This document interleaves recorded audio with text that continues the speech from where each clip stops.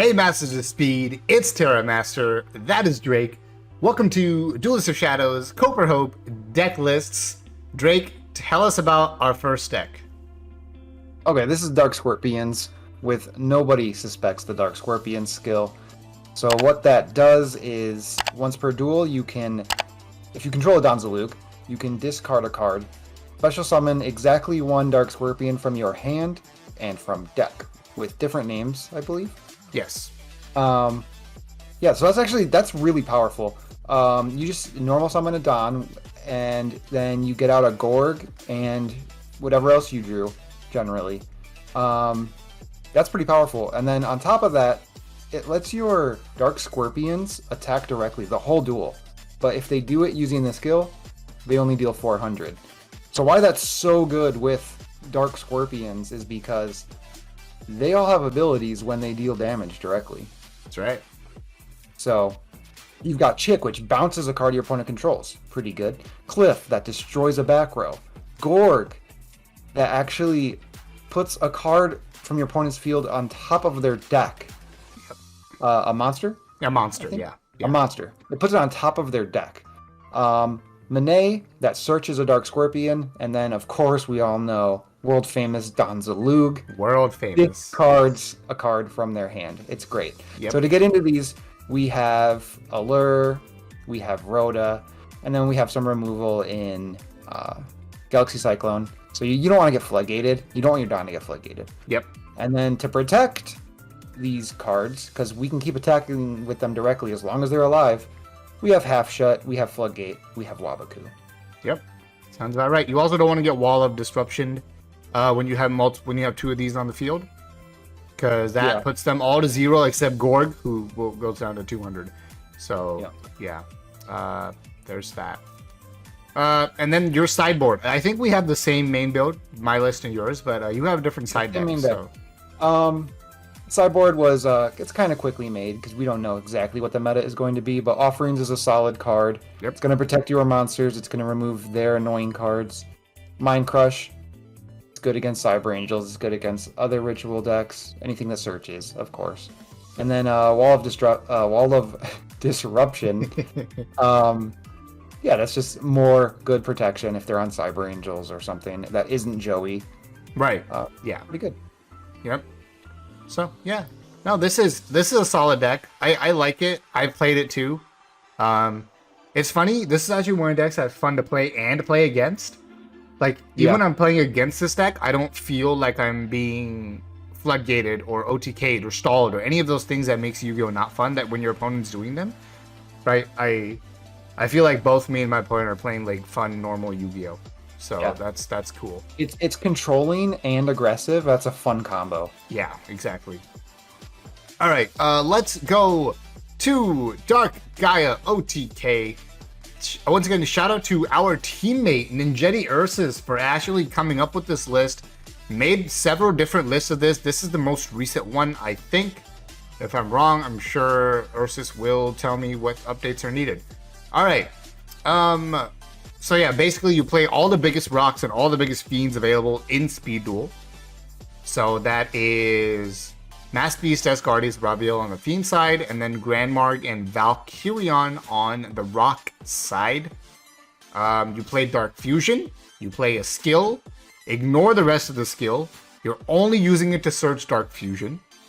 You play 4 pieces of back row hate in the main. And then you play 2 more, finish them off by summoning a second Dark Gaia, Dark Calling. So it's very simple. Vortex Trooper fixes your bad hands. That's it. Yep, and the Dark Calling's important. You know, obviously it gives you access to a second and third Dark Gaia. Yeah. But also it lets you do the Dark Fusion and followed up by Dark Calling play, which gets you 2 Dark Gaias, which can be necessary if your opponent plays bigger monsters like Cyber Angels or something, or even if they floodgate your first Dark Gaia, right? There's that too, right? If they just simply deal with your first Dark Gaia, you're like, okay, that's cool. I have a second one. Yep. Attack your DD Warrior Lady. It's over 4,000 damage. Yeah. Yep. Exactly. And then the sideboard is simply like different ways to deal with back row. So like if your opponent's on Wabaku, like Drake was, right? Cosmic is probably better than Galaxy Cyclone. So as you saw in the second match, I sided in the Cosmic. I just didn't get to use it correctly against the Wabaku, but in the right situation, end phase Cosmic to Wabaku is actually the way to get rid of the Wabaku without it saving your opponent from your OTK. If you know you're going first and your opponent's playing a slower control deck, like say Joey Beatdown, setting Absorbing Jar is the correct back row hate, because going first you're not OTKing anyway. Yeah, so this is gonna block an attack and maybe pop some back row. That's good. It's gonna block an attack, pop any back row that they have, and leave whatever monster they have wide open for you to then finish them off with Dark Gaia. And you can also, if you do draw Absorbing Jar against like Joey Beatdown or something, you can set the Absorbing Jar and like set your Night Beams and just have the Night Beams die to draw into your combo. Yeah, that's true. That's a very good point. Yeah, it can also just be extra draws. So I was citing out Galaxies for Cosmics when I did that, but when I put in the Jar, I was actually citing out the Troopers. So it's when I knew I was going first, obviously. They feel like a going second card. Yep, for sure. Exactly. The Troopers. So this sideboard is very Ursus. First of all, it is 6 back row removal, and also it is only 2 cards. Exactly. So that's awesome. But yeah, these were the deck profiles. This is actually a very short video for us on Team JDG, so you know we're gonna pat ourselves on the back for that one. But thanks for watching Cope and Hope again. Drake. Wow, I'm all over the place. Drake, before we go, are these decks Cope or Hope? Okay, these decks. I'm gonna start with the Dark Gaia deck. The Dark Gaia deck is Hope. Yep. It's a totally cool OTK, and there's many ways to build it. You can play a slower build that is maybe a little more consistent, but isn't as aggressive. Yeah. Maybe it doesn't put up 7,500 Gaias. Maybe it only puts up, ones in the 40s and 50s. But you've got yourself Jiu-Jitsu masters and stuff. Or maybe you're just saying, screw that. I want this all-in aggressive build.